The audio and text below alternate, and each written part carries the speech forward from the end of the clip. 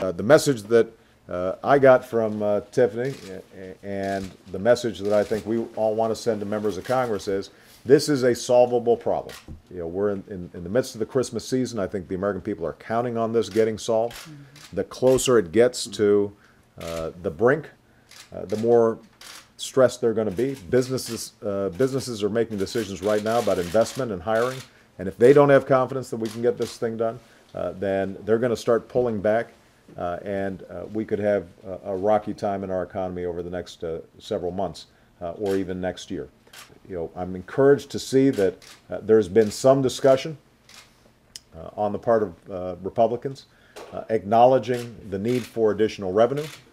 As I've indicated, the only way to get the kind of revenue for a balanced deficit reduction plan is to make sure that we're also modestly increasing rates for people who can afford it, folks like me.